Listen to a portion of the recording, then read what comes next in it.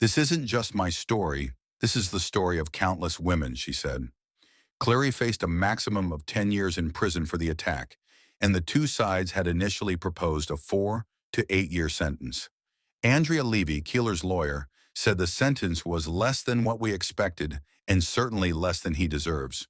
But she said there was relief that the case was over.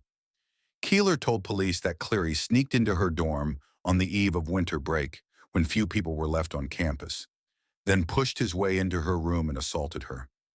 She was an 18-year-old in her first semester on campus at the time.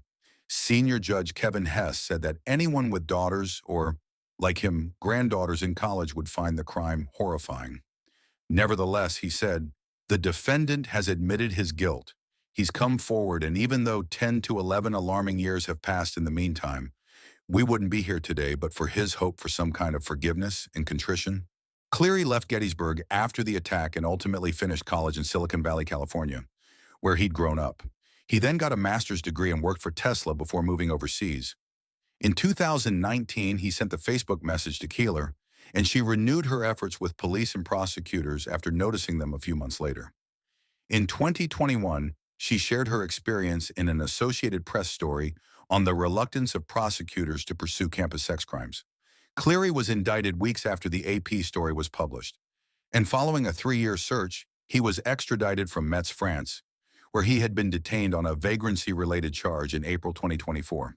In court Monday, Cleary, standing just a few feet away, apologized to Keeler and his father. "I'm committed to getting treatment for mental health and stuff like that as I go forward," he said. Cleary's family members have declined to comment on the case and did not attend most of his court hearings. Keeler, in interviews with the AP, described her repeated efforts to persuade authorities to press charges, starting hours after the assault.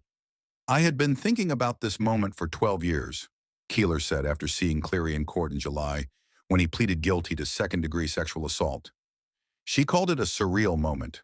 Authorities in the U.S. and Europe tried to track Cleary down after the indictment, but seemed unable to follow his trail, online or otherwise, until his arrest in the unrelated case.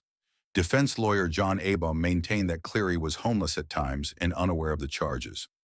Adams County District Attorney Brian Sinnott said he had his doubts but could not prove that Cleary was on the run. The AP typically does not